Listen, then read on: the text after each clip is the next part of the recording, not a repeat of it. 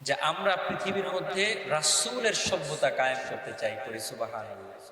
তো আমর ইবনুল আস রাদিয়াল্লাহু তাআলা আনহুর ছেলে একটা দৌড় প্রতিযোগিতা অংশ নিছে। সেখানে অন্যান্য অনেকে দৌড় প্রতিযোগিতায় কি নিছে, দৌড়ায় না। তো ঘটনাক্রমে আমর ইবনুল আস গভর্নরের ছেলে ফেল হয়ে গেছে, আর পাশ হয়েছে কি একটা গরিব। গভর্নরের ছেলে আমর ইবনুল আসের ছেলে কি করছে, একটা চাবুক নিয়ে ওই গরিব ছেলের একটা বাড়ি দিছে, তুই পাশ হইলি কেমন, তুই তো ফকির, তুই তো গরিব। এই গরিব লোক কি করছে, মদিনায় আইসা ওমর রাদিয়াল্লাহু তাআলা আনহুর কাছে এই বিচার দিছে। ওমর রাদিয়াল্লাহু তাআলা আনহুর সাথে সাথে আমর ইবনুল আস গভর্নরকে ডাকায় আনছে। ডাকায় আইনা বিচার চালাইছে। এই বিচারের মধ্যে আমর ইবনুল আসের ছেলের জন্য 100টা বেতের বাড়ি, 100টা চাবকের বাড়ি এই বিচারের মধ্যে নির্ধারণ করা হয়েছে। বেতের বাড়ি, চাবকের বাড়ি মারছে কি, ওই যে গরিব ছেলেটাকে চাবক দিয়ে একটা বাড়ি মারছে, সে এবার 4 থেকে 5টা বাড়ি মারার পরে সে বলছে সুবহানাল্লাহ। যে ইসলামের মধ্যে এতটা ন্যায়, এখন বর্তমানে মেম্বারের ছেলে যদি কাউকে একটা থাপ্পড় মারে, কারো সাহস আছে মেম্বারের ছেলের থাপ্পড় মারবে? হ্যাঁ, চেয়ারম্যানের পোলা যদি কারো থাপ্পড় মারে, কারো সাহস আছে চেয়ারম্যানের পোলারে থাপ্পড় মারবে?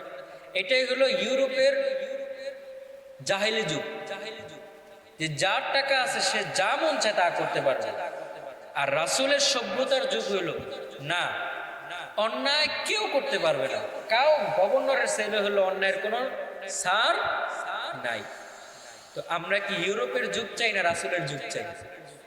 রাসূলের যুগ যদি চাই, তাহলে রাসূলের যুগ বাস্তবায়ন করার জন্য আমার নিজেকে মাদ্রাসায় পড়ার ক্ষেত্রে নিজেকে বিলাই দিতে হবে। আল্লাহ, নিজেকে বিলাই দিতে হবে।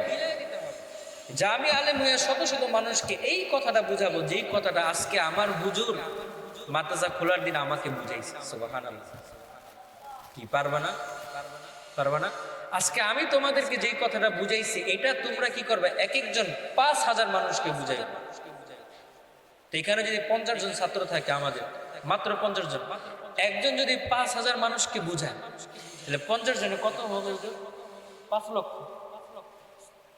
5 লক্ষ মানুষকে, এই একমাত্র ছাত্ররা 5 লক্ষ মানুষকে রাসূলের আল্লাহ তাআলার কোরআন বুঝাবে, ঠিক না? ওই 5 লক্ষ মানুষ কত মানুষকে, এই এক মাদ্রাসার ছাত্ররাই তো মনে করার চেষ্টা করলে রাসূলের যুগ কায়েম করে ফেলতে। পৃথিবীতে কত লক্ষ মাদ্রাসা আছে।